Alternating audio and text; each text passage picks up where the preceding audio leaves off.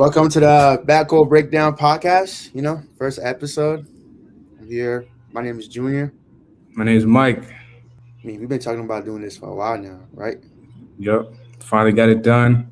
Got our audio fixed. Finna get it started. Finna get it cracking.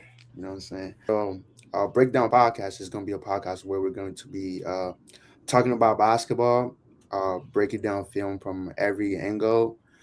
We will be giving you guys our opinion and what we see from the game of basketball. So, Finna get y'all a good show, man. all right, let's get to it. NBA playoffs, man. Tell me, what are your thoughts about the NBA playoffs so far, bro? Right now the NBA playoffs is looking good, especially the first rounds. A lot of competitive games. Some games are going to be like easy, like OKC. They're Hmm. going to run through everybody for the most part, but other than that, it's looking pretty competitive so far. And even the Lakers and Rockets game, even though it start off a little bit. It looks like the Lakers start off a little bit hot, but I think it's Yeah, gonna be pretty competitive as they continue to go on. facts. I think we haven't gotten NBA playoffs where we get to see teams like compete the way they are competing right now, and I think that with especially in the East, like you really don't know who's really gonna come out. I mean, people do have their favorite, but we really don't know who's gonna come out. But I'm Mhm. excited to see who we're gonna be seeing in the final from both conferences for sure. Facts. Who do you have coming out the East? As of right now, Celtics my top pick. I would say Okay. Celtics. Yeah, Okay. Celtics. I mean, JT just got back. Um, yeah. In the West, I would say. I mean, we all know who's coming out of the West, but my Lakers don't sleep on them. But Facts. No. I still think OKC might come out the West. To be honest. Yeah, I do too. Yeah. I do too. Well, let's get started with the games of yesterday. We had the Sixers play the Celtics yesterday. The final score was 111 to 97. Sixers won that game. VJ, the rookie, had 30 points and 10 rebounds. Jalen Brown had 36 points and he 6 assists. What are your thoughts about that game? Philly versus Boston. Honestly, like if I'm being completely honest, I thought it was going to be a sweep. I thought the Celtics was going to get him out of there in 4 games, but VJ is surprisingly hooping because that's only his second playoff game in his career because he's still a drop 30 in his second playoff game as a rookie. That just shows a lot of maturity and like the sky's the limit for him. For So they sure. surprised me. I really didn't watch that game, but I caught the end of it a little bit. I was surprised that the Sixers would have pulled that one off because, I mean, after the first game, I mean, we all saw what happened. It was not good, Yeah. but you know they fought their way in. VJ had a big game, and they were able to pull the dub. So now they're going back to Philly for Game Mm. Three. Who do you have winning Game Three back in Philly? It's 1-1. I think they split it even. I think Boston takes this one. Hmm. And then from there, depending on the score at the end of that one, because if it's a close game, then I think Philly will take the next one. If Boston blow them out, then I think Boston wins in like 5 games. So it just depends on what happens after this game. I think Celtics gonna win for the rest of the series. I mean, them losing that game yesterday should be a wake up call for them. Like, to be honest, I don't think the Sixers can really hang with them. So I think they should go back to Philly and win those two, come back home and end the series. But we'll see. Mm. We'll see. All right, moving on. We have the Raptors versus the Cavs. Final score was 5 to 115. The Cavs pulled it up. Donovan Mitchell had a monster game again, 30 points. Uh, Scotty Barnes had 26. I mean, to be honest, I don't think the Raptors is a bad team. I just think they don't have enough offense to hang with the Cavs. In my Mm. opinion.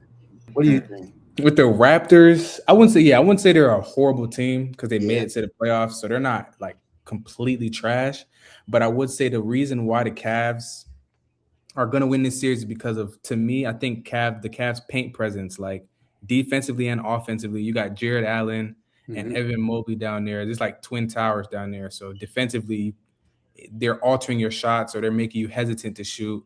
And then offensively, I mean, James Harden coming off the pick and roll, throwing lobs to those two guys, and then you Yeah. got Donovan Mitchell on the wing. It's just too much. It's too much to handle for the Raptors, bro. Yeah, I mean, I was watching the game, and this is what like. This is what I see. So, I mean, the Cavs are really good when they're touching the paint and kicking out the shooters, and you got Donovan Mitchell that can create his own shot. Then them adding James Harden to that team is like they're getting easy shots. You got Evan Mobley catching lobs. You're getting Jared Allen going. And I feel like when you have your bigs, getting involved in your offense early, you get more from them on defense. Mhm. So I had them going to the Eastern Conference Final versus the Celtics. That's my pick. I have them playing the Celtics in the Eastern Conference Final. But will James Harden be able to get to the final this year? We shall see. We shall see. All right. Moving on, next game, we have the Hawks versus the Knicks. Okay. This was a big surprise to me. Final score was 107 to 106. CJ McCollum had a monster game. He had 30 points, 8 rebounds. Man, the man was hooping. I He mean, tell was. me, we were watching this game together. Tell me, bro. I'm not gonna lie. So after game one, Yeah. I thought it was gonna be not a sweep, but I thought they would win it like in 5 games. Every game would be like 10 plus more points for Hmm. the Knicks. But like I didn't expect CJ, but I knew the Hawks were like a good bump for them. You know what I'm saying? Yeah. But CJ McCollum going for 30, I did not see that. I did not see that. I'm not gonna lie. I'm not gonna even lie and say I saw it. I did not see that. And then Yeah. watching it live, it's like, okay, this could be competitive. He continues to play that way. Also, you got to think about Alexander Walker. Hmm. Bro has not been performing that well. Jalen Johnson hasn't been performing that well. Alexander Walker, it looks like he might be most improved player. Jalen Johnson was an all star. So they're due for they're due for a blowout game. They're due for Yeah. a showout game. So if the Knicks don't be careful, I'm not going to lie, this could go to like 6 or 7 games because Yeah. they're due for. And the thing was, I mean, the Knicks they had a chance to win the game. I mean, he had a pretty good shot that he could make. It was just short. I mean, Yeah. Dylan Brunson they had 29. He went 10 for 26, 4 for 10 from the three. I mean that wasn't a bad game, and he missed some big shot at the end down the stretch. I know we saw that, and he missed that little easy pull up, that little Mariners pull up at the end. I think if he makes that shot, then we probably having a different conversation right now. But Facts. I think this is gonna be a really interesting series. I mean, Atlanta Hawks going back home to play them, and to be honest, I really don't know how this series is gonna go, but I think we could see a game 7 again.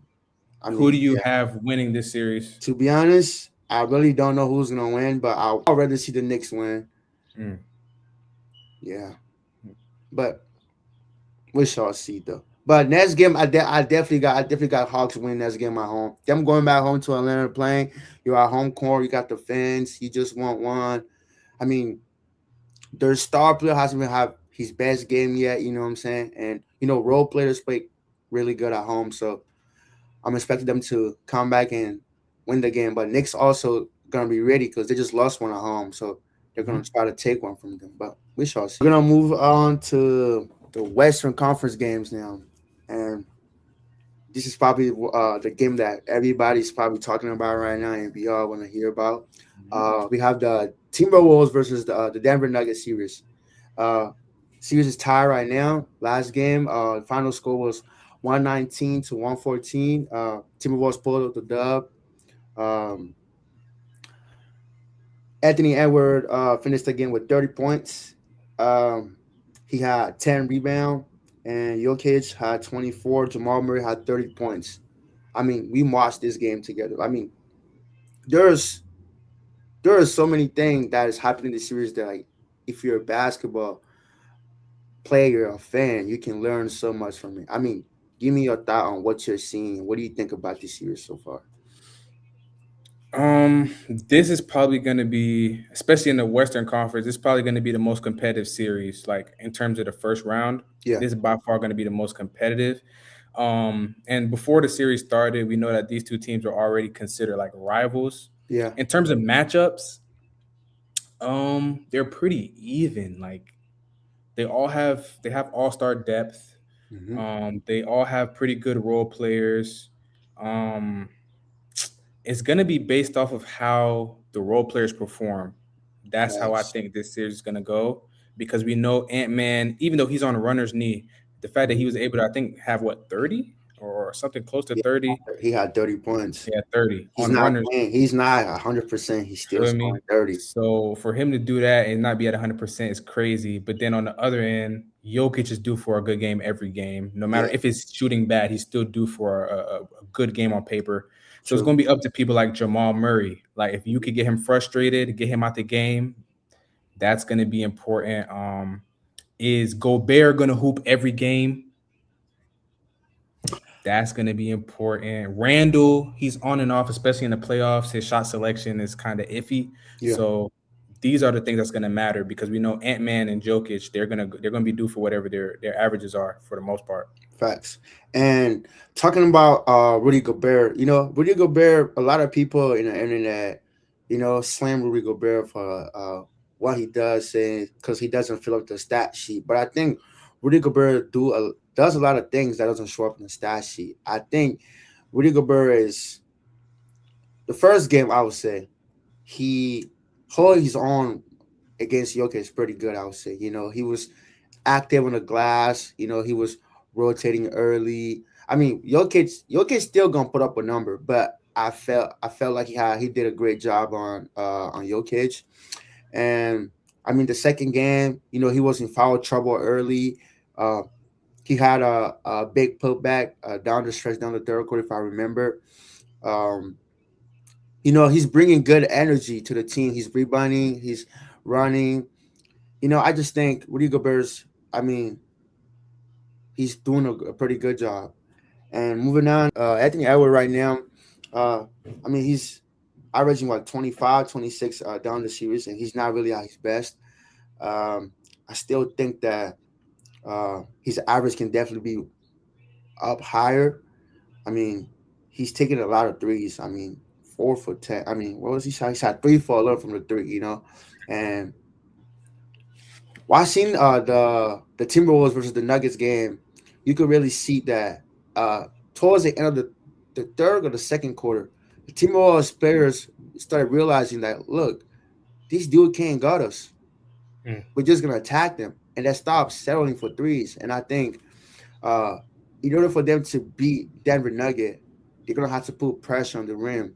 And you have someone that has the ability to put pressure on, which like Randall, for example. Randall was really good that third quarter when he was putting his head down. He just said, "Look, this dude can't guard me. I'm just gonna go to the rim, I'll pull my shot into him and finish with my left hand." Anthony Edwards started getting to the basket. As good as Jokic is, he's not a great defender. And I think that if the Timberwolves can really lock in on that and just pick up on the mismatch and just put pressure on the rim, they'll be able to get easy shots where, you got um, Randall attacking the rim, putting his head down, kicking it out to Jenna McDaniel that started playing out of a closeout, kicking it out to DiVincenzo for open threes. You know, you get those good basketball action. So I think that should be something that the Timberwolves should be working towards going to game three. Man, that's exactly like to finish off. That's exactly what I was thinking Yeah, when watching the game. yeah, Because after the game, I don't know if people saw, but Jaden McDaniels was saying that, oh, they can't guard us and all that. But I don't think he was saying that from a space of being, I mean, obviously he's confident about it, but like yeah. I think they're seeing something in terms of the matchups, especially like you said, when they come off a screen. Mhm. Jokic is most of the time not going to come all the way up. He's going to be in drop coverage. So Facts. now, if Ant-Man just says, you know what, I'm not going to settle. I'm going to come off and stay aggressive and either Hmm. get to my one or two dribble pull up or Yeah, just get downhill against Jokic. It's going to be, I mean, it's nothing really Jokic could do. You know what I'm saying? Like true. defensively, it's nothing really he could do unless they help. But that's something that they got to look at from an offensive standpoint. Yeah, and I know we're talking a lot about offense right now, but also on defense, the Timberwolves are doing a lot of great things on defense that I think they shouldn't turn away from, which is they're pressuring the bar, and they're really good when they're pressuring the bar and getting out in transition. When they're just sitting back and letting Jokic being comfortable, playing his back to the basket, and you know picking them apart, they're not really good in those segments. You know what I'm saying? I think they're very good where you have Jaden McDaniel and Jamal Murray pressuring from as soon as he pick up the ball. Now he's not coming off the pick and rolls where you have to have Rudy Gobert in a drop coverage now. Um, he has to make a decision whether he should, you know, come up and guard Jamal Murray or be in a drop coverage, and I believe that in order for them to, you know, come out the winner of this series, they're gonna have to keep their defensive intensity, pressuring the ball, uh, you know, making Jokic uncomfortable, even though he's still gonna, like, it's Jokic, you can't really stop him. He's arguably the best player in the world right now. Everybody's saying so. I believe that Minnesota going back home, play at target center, they're gonna have to bring that defensive intensity, staying locked in on their matchup, and hopefully they can come out and win the series. In my opinion.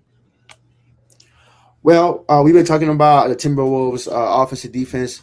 What do you see uh, when you watch Jamal Murray and Jokic play, like their offense and their two-man action? What is something as a start of the game? What is something that you could teach a viewer that I can learn from that? In terms of Jamal Murray and Jokic, their two-man game is deadly.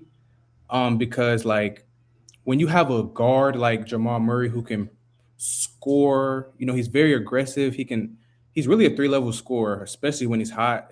There's not really nothing you can do. So when you're coming off that screen as a defender, you have to decide whether or not you want to hard hedge and get back on Jokic, whether you want to blitz Jamal Murray, which I think from a defensive standpoint of guarding them, your best bet is to get Jamal Murray frustrated, because regardless, Jokic is going to do what he's going to do. I would say either hard hedge Yeah, and recover, or blitz Jamal and just force him to use his mind. Like force him, don't let him get comfortable off the dribble, because once he gets going, like yeah. we've seen against the Lakers in multiple playoff series, when Jamal Murray gets going, dude is unstoppable, And truthfully. then especially when he playing those top teams, he turned into prime Kobe. I He don't tees know, up. man. Especially Yeah. when he played my Lakers, man. Oh my goodness. Yeah, so you can't let him get comfortable. Blitz it, make him make decisions, make him use his mind, um, and then just play off of that, because Jokic is going to do what he's going to do. But their two-man game is pretty much, if you don't put pressure on them, it's up to them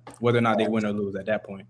That's true. And the one thing I always say is, when you're on defense, you really just trying to create chaos, because the offense really is in control. And when you get two players that are very good at what they do, and it's Jamal Murray coming off a pick and roll with Jokic, and I mean against a team like Timberwolves, when Rudy Gobert is guarding Jokic, you already at a disadvantage, because as soon as Jamal Murray come off that screen and his man is already caught behind that screen, and you're playing behind, Rudy Gobert has to make a decision on whether, do I pick up, do I drop back, do we switch? Because when you switch, Jokic is gonna have a mismatch. He's gonna have a small guard on him.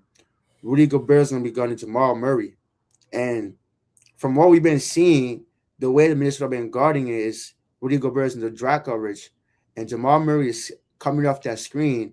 He has all the time to make a decision whether he can attack or pull up mid range. You know what I'm saying? And there were times where he came off the screen and his man and Rudy Gobert double. And he made that over the head pass to Jokic that will have wide open three. I mean, Jokic had made a couple of them, but I mean he's a green light shooter. Jokic can shoot the ball, so you had to respect his shot. And there was also a time where Jamal Murray came off the screen, and they did a good job of fighting through it, but the help is late, so he's attacking, and then he just finishing out the rim. And I think in order to stop that action, I mean, like you said, there's really not much you can really do, but frustrate Jamal Murray and make him uncomfortable. But I I believe that putting ball pressure early on could kind of help disrupt that action a little bit. You know what I'm saying? And like rotating and flying and be ready to help early could definitely help the Timberwolves. Stop that action, because I feel like that's one of the options that's really killing them right now. Mhm. Jamal Murray and Jokic. All right.